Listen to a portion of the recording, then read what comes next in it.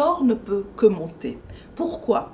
Parce que depuis 13 ans, il s'apprécie sans cesse depuis que les monnaies principales occidentales ont commencé à être dévaluées. Il a corrigé récemment, certes. Il est maintenant sous 1700 $, c'est-à-dire à peu près à moins 10-13% par rapport à ses plus hauts de 1850 $ de mi-2011. Et alors, je dirais sur une appréciation de 450% sur les 10 dernières années, de 500% presque, eh bien, une correction épisodique de temps à autre est tout à fait normale. Pourquoi corrige-t-il? D'abord, c'est l'effet des spéculateurs. On sait par exemple que George Soros a vendu ces derniers mois passablement d'or. D'autres hedge funds, par contre, sont restés investis dans l'or.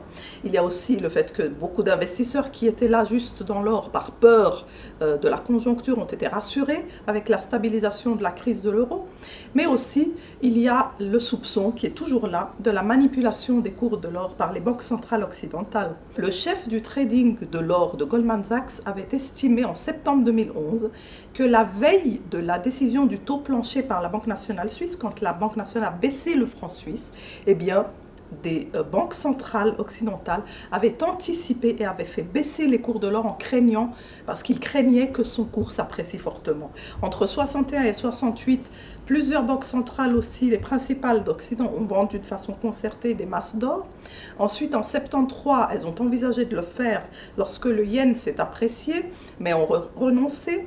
En 2009, Wikileaks a révélé que la presse chinoise avait indiqué qu'elle savait que la Chine savait depuis longtemps que la Réserve fédérale américaine intervenait pour réprimer les cours de l'or. Il faut acheter de l'or sur les faiblesses actuelles, profiter des corrections, là, qu'on est sous les 1700 $ pour acheter, parce que les traders et investisseurs qui anticipent le niveau de 2000 $ sont tout à fait réalistes, simplement parce que la Banque centrale américaine va encore dévaluer le dollar et que la dévaluation du dollar signifie automatiquement la hausse de l'or.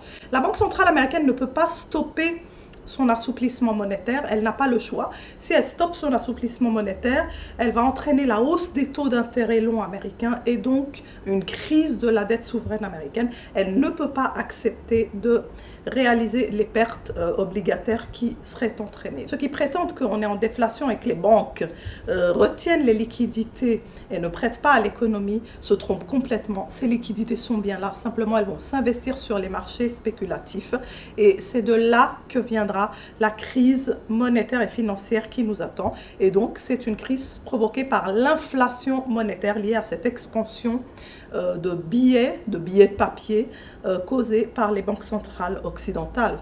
Et face à ça, il n'y a qu'un seul refuge, c'est l'or.